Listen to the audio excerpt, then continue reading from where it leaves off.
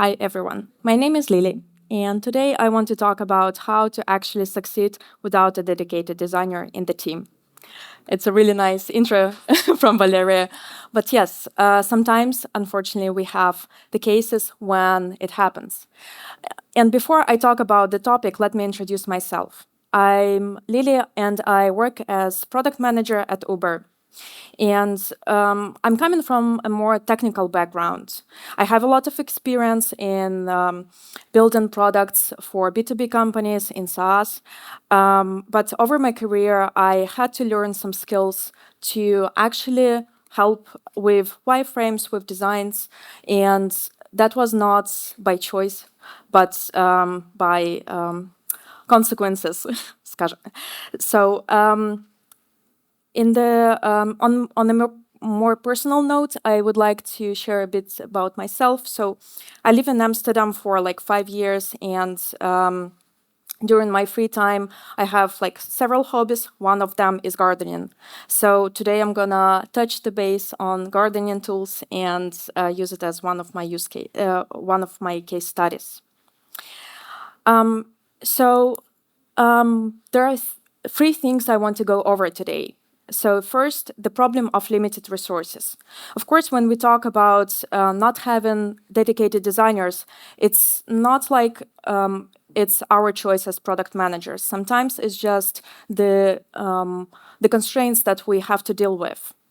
The second thing I want to talk about is strategies for effective collaboration.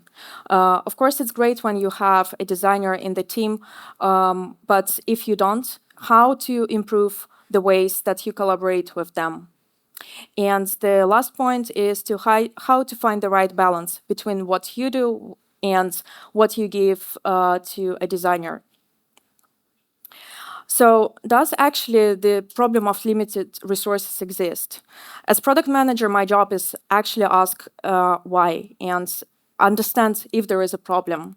And from my own experience, I had a lot of products I had to work on where I didn't have a dedicated designer. I didn't sometimes even have a designer in-house, which made it quite challenging to deliver a successful product. So this kind of all led me to the question is, am I alone in this, or other people also experience such challenges? For this, I decided to run a survey, and I did it among people that I know I work with, or just people from my LinkedIn network. And my goal was to understand a broader picture and to understand how other people deal with the cases I have, or maybe they have completely different experience, and maybe they have completely opposite views on the problem. So I ran a survey and received around 82 responses in total. I think I got a bit more, but I did not update the slides yet.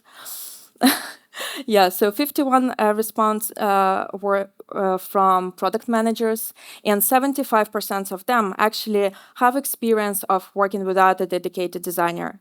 And only 50% of them have a designer full-time in their team. So one of the questions that I explored was when actually product managers involve designers. And before we go deeper into this topic, I want to first kind of have a quick review of the cycle for product development. So everything starts with the project kickoff, where you actually get the idea of what you want to work on, you identify the problem or opportunity. The next step is to gather the requirements, and you support this stage with collaborating with your stakeholders. You also can run market analysis, you can do some user research. So basically, you define the clear requirements to address the problems. The next stage is design, and this is where you basically build the prototype of the answer to the problems you identified, which then is obviously completed with the development, release, and optimization. And this cycle repeats. It doesn't mean that you have to complete one stage and then only move to the next one. And of course, there are some overlaps, but in a nutshell, that's the sequence of the actions. So before I reveal the numbers, I want to ask, how many designers do we have today? Can you please raise a hand if you're a product designer? Okay. Okay, thank you. And where would you like to be involved? Would you like to be involved during project kickoff? Yes? Okay, good. Anyone wants to be involved later? Okay, that's what I expected, actually. So let me reveal the answers from product managers. 62% of product managers involve designers during project kickoff. It's not bad, but where do other 38 go? It goes to product requirements gathering and design. And it's interesting to see that design actually has more cases. So what are the reasons behind this choice? For this, I had to interview some of the people who responded to my survey, but also talk to the people I know that are kind of in the same boat. So while involving designers during the kickoff stage is a logical step, it doesn't often happen. And basically, there are multiple reasons to it, but I think one of the main ones, you don't have a dedicated designer in the team. So you only have limited number of hours that the designer can spend on your project. The second one is there might be no even in-house designers. So while you can involve them obviously in the project kickoff, they might not even have the business knowledge that you require them to have to actually support any discussion. And the last reason is some product managers actually come in from the design experience, or they acquired the skills during their career. And that sometimes happens that they work on wireframes, they work on designs and prototypes.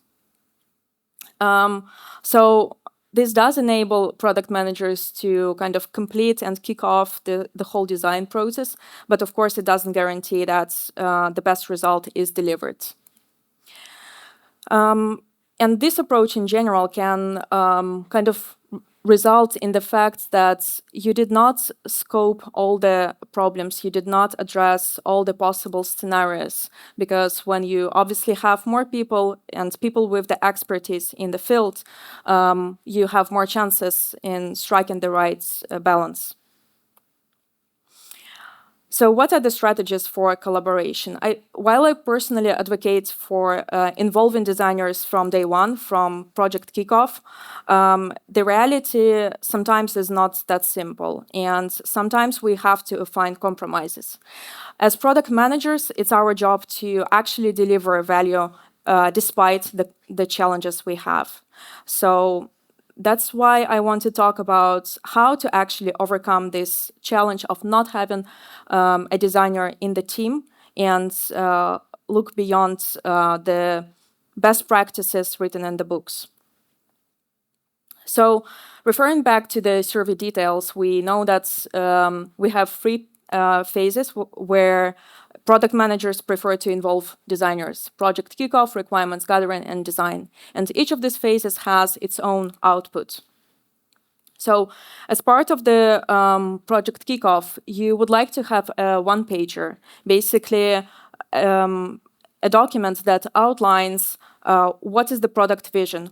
As part of the requirements gathering, you can extend this one-pager into a comprehensive product requirements document. And as the last step, once you have all the requirements, you can actually work on the design and propose a visual product concept. So in the next slides, I will focus on how to basically run the kickoff and requirements gathering. I'm not going to go into the design phase, not my field. So for the project kickoff, first of all, you need to start with identifying who is going to be involved in your project. You need to identify the roles of all the people and agree on how you actually work together. It's also good if you prepare a one-pager beforehand, and you can include the following sections. So as background, maybe explain what is the current state of the product if it's an existing product. And this part basically can have some visual aids, for example, screenshots. It can also have some user testimonies. The next part is, The next part is problem statement.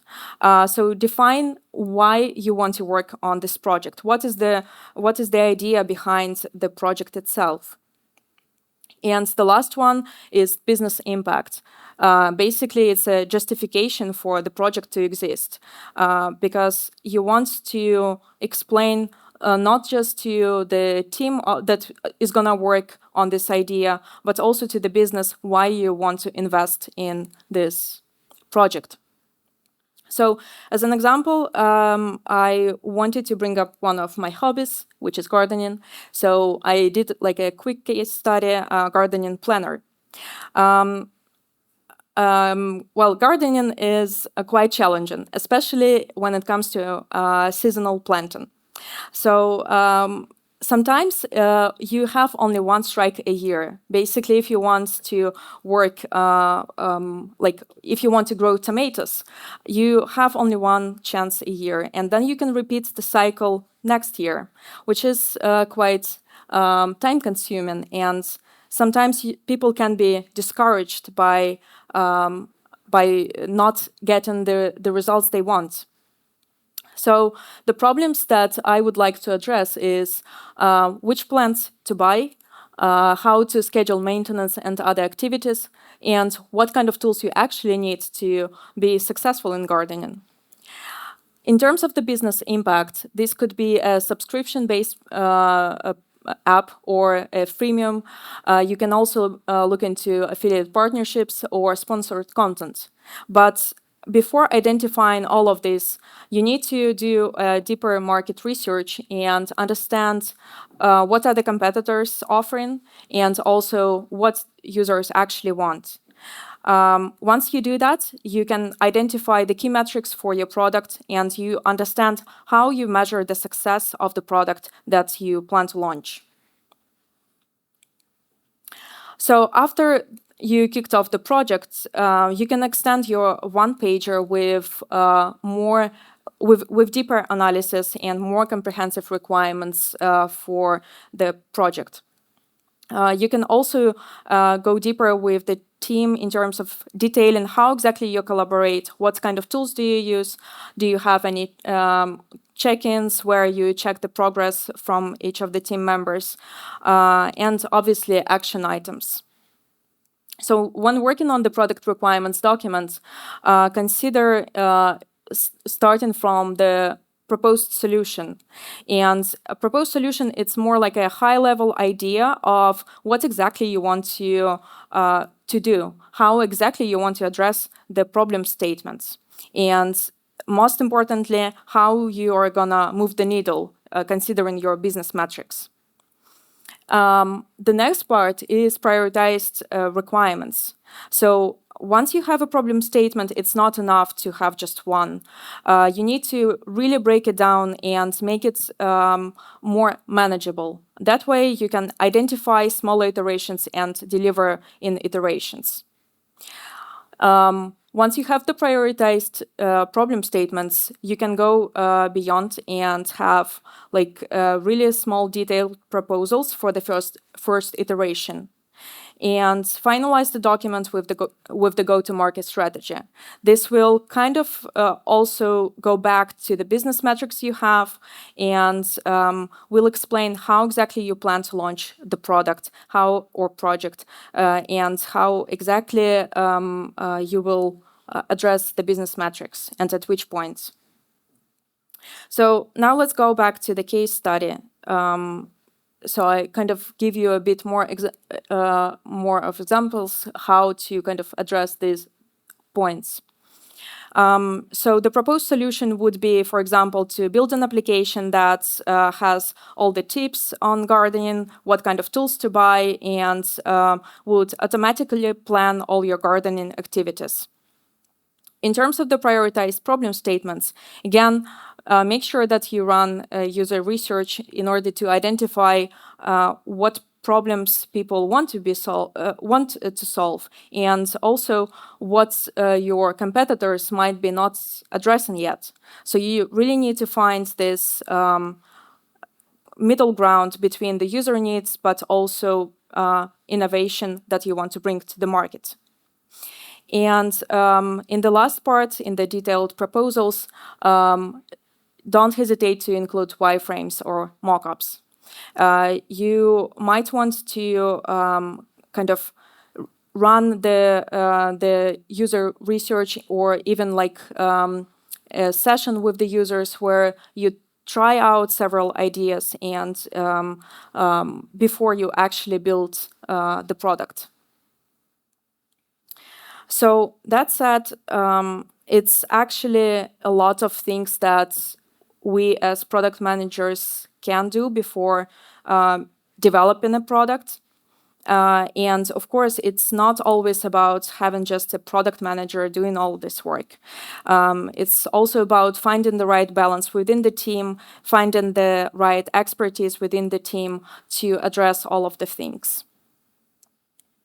And yeah, if you have a designer, please involve them from the start. But if you don't, let's just quickly review what can be done. Here is kind of a summary of all the steps and all the building blocks that you would need before you actually can start the development of the product. So starting from the background and current state, where you explain why the product exists and why and how it's being used. You can support this with the visuals, such as screenshots of the product, current UX, that can be explained with the flowcharts or, again, with the screenshots. So it doesn't have to be really complicated. It can be just simple explanation. You can also include user testimonies where you gather their feedback, both positive and negative, so that it gives really comprehensive picture of where you are today. The next step is to identify the problem statements. Keep it limited and just focus on one problem at a time. Then follow with the business impact, where you explain why you picked exactly these problem statements. Give the proposed solution, which is really high-level idea of how exactly you want to address the problem. And again, you can support this with the visuals like flowcharts and wireframes. What is also going to be really appreciated by the team and by the business is priorities. So break down your problem into smaller pieces and identify what is going to be the most crucial part when delivering the product. Followed by detailed proposals that can also have some wireframes attached to them, and go-to-market strategy.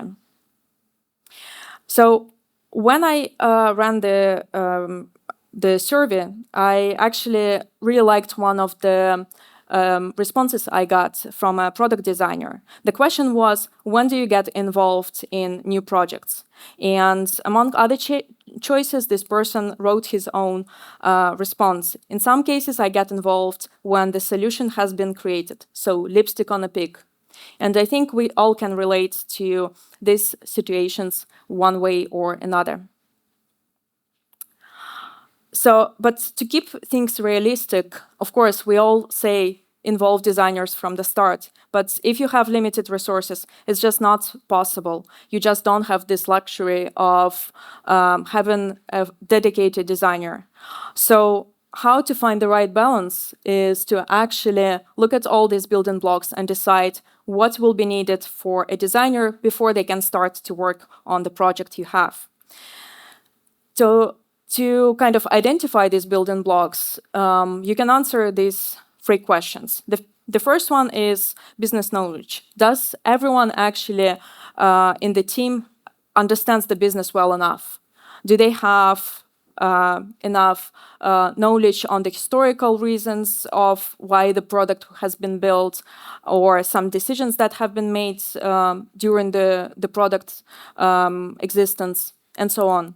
If not, and that's usually, like in my experience, the case when you work with the external designers.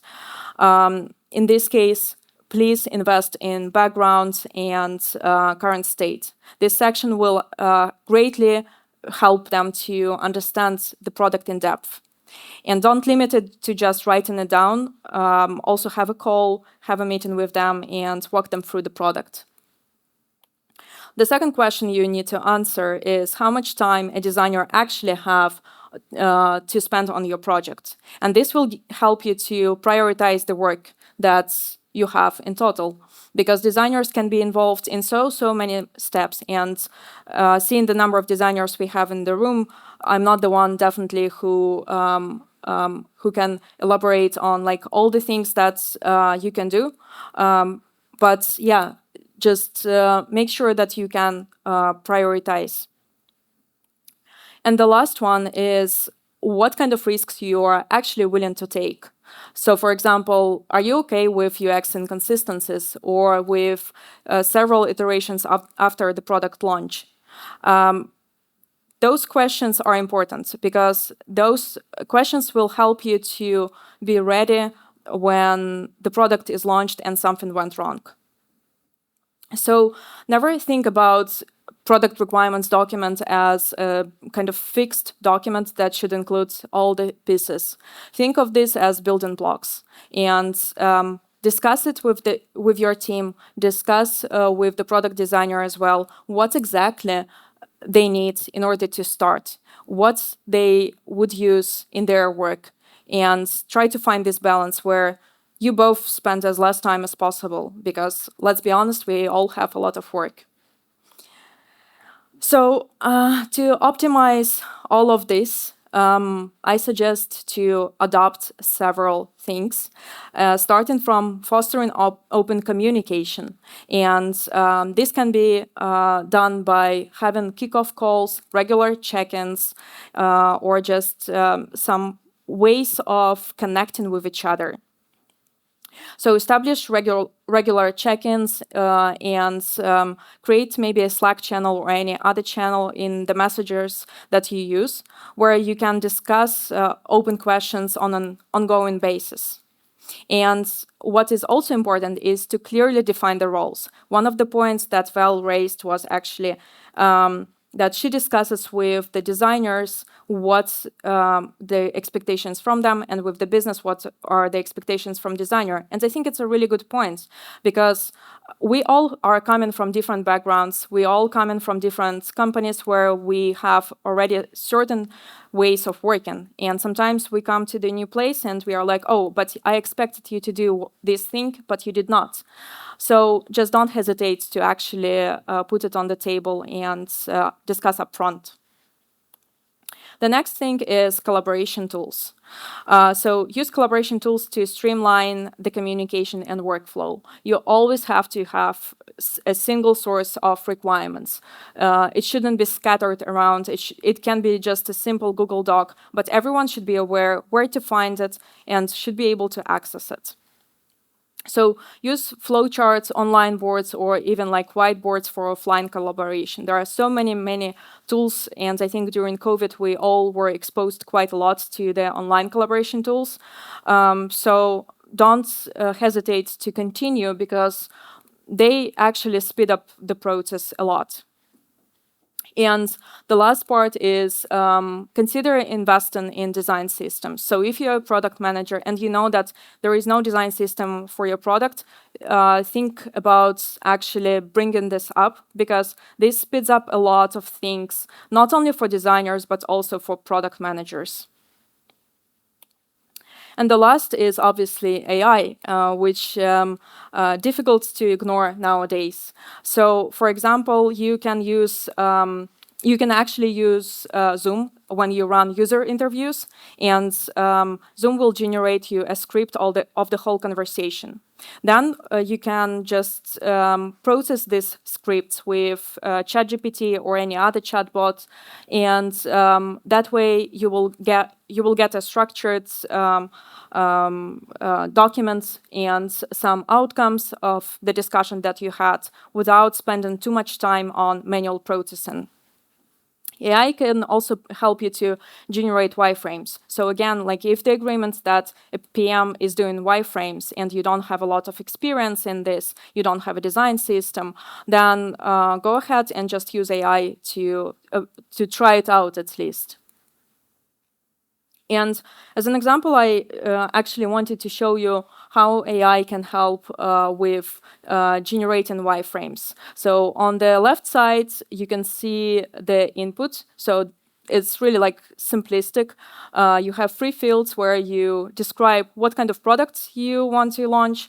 The second one is what kind of web page you want to generate, and the description of, like a more detailed description of the project. So again, I use my favorite gardening example.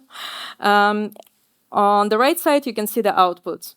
It was done really like in 2 minutes. Well, from my side, from the AI, it took like 10 seconds probably to generate it.